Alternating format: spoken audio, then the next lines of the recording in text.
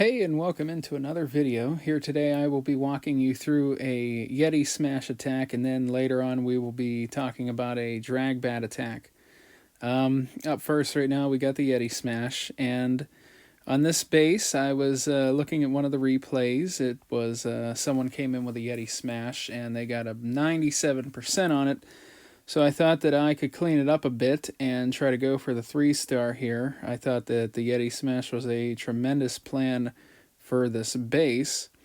And first things first, with the Yeti Smash, when I'm looking at this base, the one thing that comes up is this dead zone right here in front of the eagle. That allows for easy pathing, easy natural funneling for our troops here, because you simply don't have to worry about anything there. There's no defenses, there's no storages, nothing needs to be funneled out there. The only things that need to worry about are the stuff that's in front of the dead zone right there to create your funnel. So because of that, I was thinking that if we could get the jump placed right here, and we funneled out the top side over here and this side over here, we could get all the troops to go in there and have a nice jump and have nice access into the base. And ultimately, how I'm going to be able to form that funnel, I decided, is with the Grand Warden walk over here, being able to start it over here to start picking off some of these storages and barracks and whatnot and a couple of defenses. Have him just come over here, start picking that off, and I'm going to drop a baby dragon with a Cocoa Loon in front of it to check for any seeking air mines, just so we can get some of this stuff picked off, create a nice funnel for our troops on that side.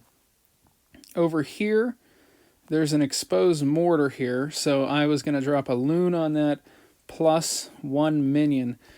In the previous update, the Loon drop damage, it was, what was it? No longer one Loon could kill a mortar. Actually, I don't know now. There's this update here, so we have level 9 Loons. Actually, I don't know if the drop damage kills a mortar now or not.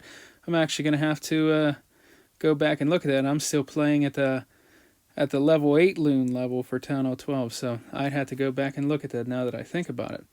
But anyway, I dropped the Loon and the minion on there, still thinking it was level 8 Loons. That's just a habit out of mine. That'll take down the mortar. And from there, I'll be able to drop my king here so that he can come in and start funneling that side. And then once that's done, once the two sides are funneled, I'm going to just drop my Yetis all right in there. Oh my, that Y did not come out good. There it is. Ugh, bad writing right there. So I'm going to drop my Yetis there. I'm going to drop the queen as well with the warden in behind the Yetis, and everything is going to just push forward. And as we start getting closer to the center of the base, I'm going to earthquake open this entire section, and that way the troops will be able to continue down through here right into the town hall. They'll be able to take out the eagles, and all this good stuff will all be down. And then eventually they're going to get onto the town hall and onto the expo, and then they'll move into this inferno compartment over here. Once they get the town hall down, this AD is still going to be up over here. So I want to put an RC there to come in and snipe down this air defense. And then I'm going to drop my stone slammer over here in this area to go right into here and to target this inferno and then work its way around. Now, I have a couple loons that I can use to maybe pick off an archer tower or something right here, just to be able to keep the stone slammer moving.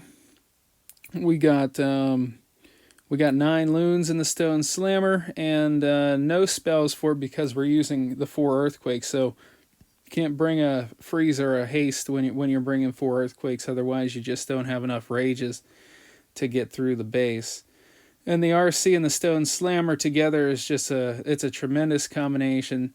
RC is going to be able to pick off 1 air defense so that slammer can stay up longer, and it can help with pathing as well. So I just really love the combination of the Royal Champion and the Stone Slammer together.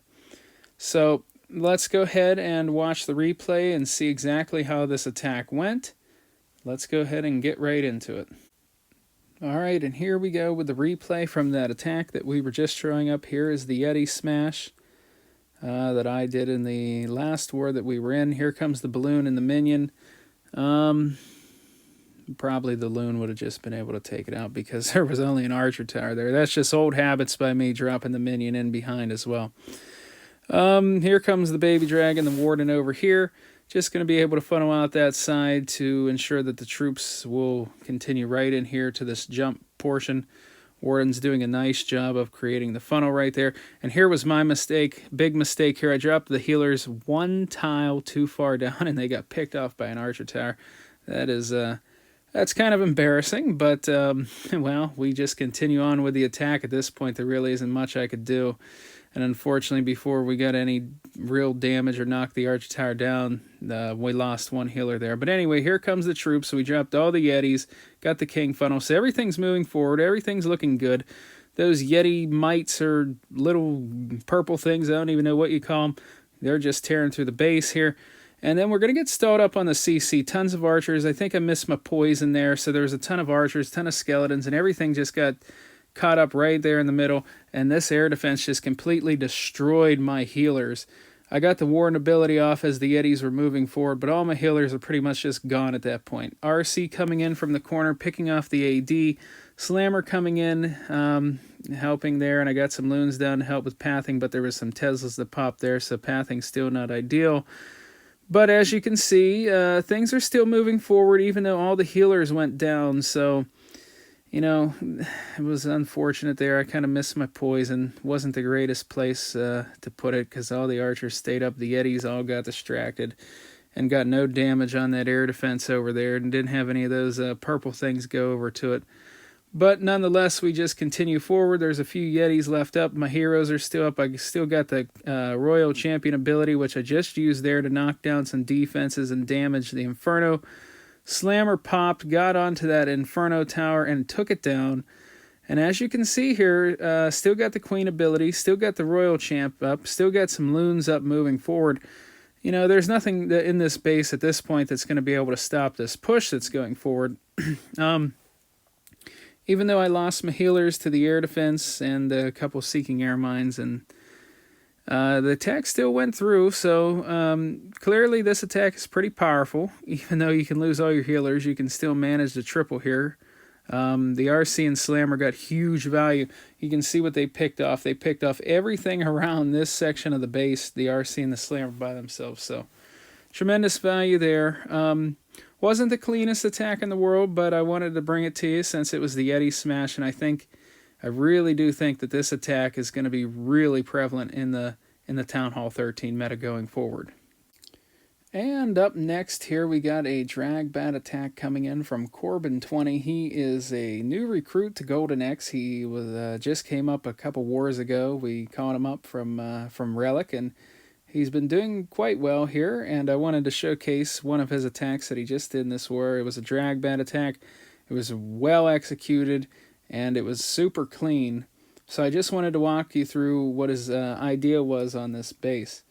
First of all, he sees this base and he sees that you got two wizard towers here right by the town hall. So anytime you see that, anytime you see the wizard towers really close to the town hall, that opens it up to bats. At least it did in the previous meta. Now you have to worry about scatter shots doing damage as well. But this scatter shot is also close to the town hall, and this one's right in the core. So if you get the dragons moving into the core, it's going to be distracted. This Inferno will be distracted, and this Inferno, well, he actually has a plan for this Inferno, and I'll walk you through that right now. Mainly what he wants to do is he wants to drop an ice column up here and his queen in from behind, and they're going to help to form this funnel for one part. But also what it's going to do is he's going to be able to pick off these defenses right here with his queen, including that air defense over there, which is key to this dragon attack, being able to pick that off and create beautiful funneling on that side. Over here, he's going to drop his king, and the king's going to just work its way through all these buildings and defenses. And then once he gets this archer tower down, he has a beautiful use for his royal champion. He's going to get his royal champion into this air defense. The royal champion's going to come right here, going to pick off this air defense, going to pick off this bomb tower, and then she's going to be able to move right to this Inferno Tower, and she's going to be able to take down the Inferno Tower, and through her ability, going to be able to skip on to this Inferno Tower and take down this air sweeper, which that is just tremendous value. He was able to spot this in the base of vulnerability, and I really think that that was an amazing spot by him to be able to see that with the Royal Champion, finding a great use for her as this Town Hall 13 meta is starting to come into play here, and seeing how it fully develops. Once that's down, he's going to come through. Let me get a nice color on here. Let's go white because you'll be able to see that better on the screen. He's going to drop all his drags in through here. There we go. Drags coming through in the Town Hall. He'll have a rage for the early part there. Going to be able to ward an ability through the Town Hall. Then he'll have another rage coming through here. And the drag should be able to tear up right through the core of the space, getting a beautiful push into the space. From there, he'll be able to drop some bats over here, and they'll just be able to work their way through the backside of the space. He's got 3 freezes that he can use for these defenses, Wizard Towers, Infernos, and whatnot. So it is absolutely a beautiful plan. Let's go ahead and check out exactly how he was able to get this done with the Dragbat. Okay, and here we go with the replay from Corbin coming in with the Dragbat on this base. Here comes the king down to start to form the funnel on the 9 o'clock side. And now the queen is going to come down as well with an ice golem in front to tank some of that DPS from the archer towers and the cannons. Got a Tesla popping up over there, so that is a little bit worrisome, being that he wants to direct target this air defense and then have the Royal Champ move on to that Inferno Tower. But he will stay calm there. He's going to drop it right on this archer tower because the king stored a path away from it, and he knew the Royal Champ would path immediately to the air defense right thereafter. Queen unable to take down the scatter shot, but that's okay.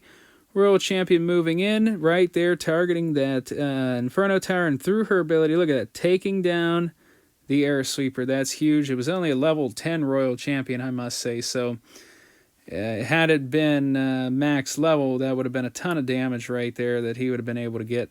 The Hound did come out of the CC, though, because of the Royal Champion, but he knew that. He knew that was going to happen. And maybe he should have brought an archer for this, but to be honest, the king kind of lured the Hound up there anyway, because there was some barbs, I believe, that were still alive. But they're able to make fast work of that, so that's no problem whatsoever. Drag's just moving right into the core there, distracting all the defenses under rage there, moving through, just completely gutting the core. And as you can see, they move on to the scatter shot, move on to the Inferno, take it down. Dragon's getting this Wizard Tower as well. Coming in with the bats from 6 o'clock, freezing down the Inferno Tower. Getting a beautiful freeze right there, getting the Inferno and Wizard Tower. Getting another freeze down just as it was wearing off, and down goes this base. Absolutely crushed it right there with the Dragbat. This was textbook execution of this attack. Perfect plan by Corbin, and absolutely perfect execution of this Dragbat attack. Just perfect there, and really nice to see this hit. Look how many drags are up. Look how many bats are up. Very nicely done to you, Corbin. And that is going to conclude this video here. I hope you enjoyed it, and of course I'll be back with you next time with some more videos, so I do hope to see you in the next one.